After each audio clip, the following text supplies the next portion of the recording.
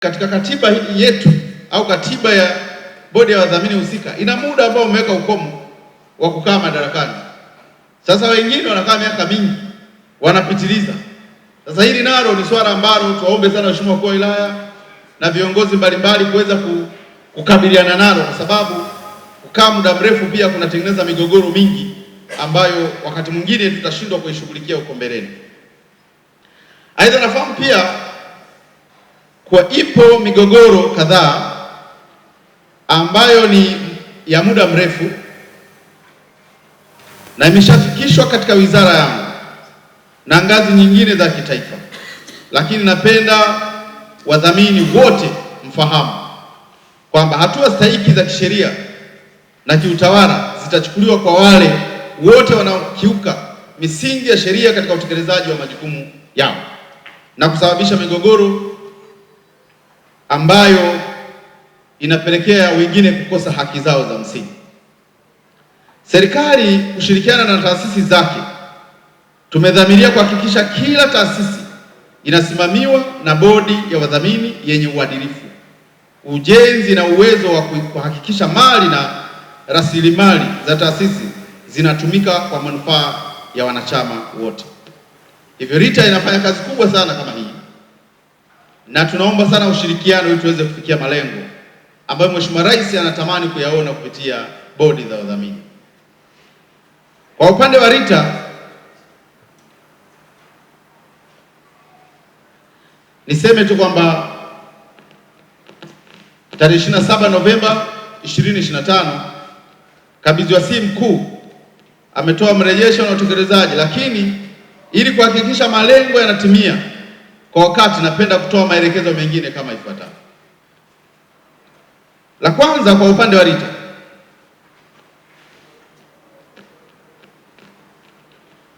kuhusu marekebisho ya sheria na kanuni za usajili wa bodi, nafahamu kwamba taratibu za marekebisho ya sheria ya Kabidhi Wasihi Mkuu na sheria ya usajili wa bodi za wadhamini tayari zimeanza, ila ziendane na mahitaji ya sasa. Ulimwengu umebadilika, lazima na sisi tubadilike. Hivyo naelekeza RITA iendelee kufanya ufuatiliaji wa karibu ili kuhakikisha marekebisho hayo yanafanyika kwa wakati. Lakini la pili, kuhusu maboresho ya mfumo wa RITA, tayari RITA imeanza kuboresha mfumo huu ili kuwezesha kuwa na rafiki kwa watumiaji katika usajili, uwasilishaji na ufuatiliaji wa taarifa. Naendelea kuelekeza RITA kwamba maboresho yanayofanyika yahakikishe yanabeba mipango ya mbele ya taasisi katika eneo la usajili, udhibiti na usimamizi wa bodi za wadhamini. Hakikisheni kwamba wadau wanashirikishwa ipasavyo ili kubaini mahitaji yao, hivyo kuwezesha kupatikana kwa mifumo rafiki kwa wakati husika.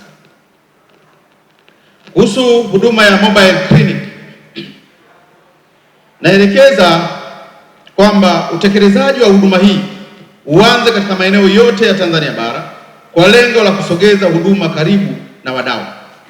Aidha, mpango huu uendane sambamba na kuwafikia taasisi zote ambazo hazijasajili bodi za wadhamini na hazitekelezi majukumu yake kwa kuzingatia sheria, kanuni, katiba za bodi wanazozisimamia. Kuhusu kufanya tathmini ya mikutano ya wadau, wakala wafanya tathmini ili kubaini kama mikutano iliyofanyika ya kutoa elimu kwa wajumbe wa bodi za wadhamini ili kupima ufanisi na usaidia katika kupanga mikutano inayofuata tuboreshe namna gani. Naelekeza RITA kwa kushirikiana na wadau wengine muongeze kasi ya utoaji elimu kwa umma kuhusu umuhimu wa bodi za wadhamini, kufuata misingi ya sheria na kanuni, na vile vile jamii kujua umuhimu wao katika kutekeleza majukumu. Kwa wajumbe wa bodi ya wadhamini, hili sasa linawahusu ndugu zangu wajumbe wa bodi ya wadhamini. Wajumbe wa bodi ya wadhamini wote mzingatie sheria, kanuni na katiba na taasisi zenu katika utekelezaji wa majukumu yenu. Namba B, wajumbe wa bodi za wadhamini mhakikishe mali na rasilimali za taasisi zinalindwa na kutumiwa kwa manufaa ya wanachama na si vinginevyo.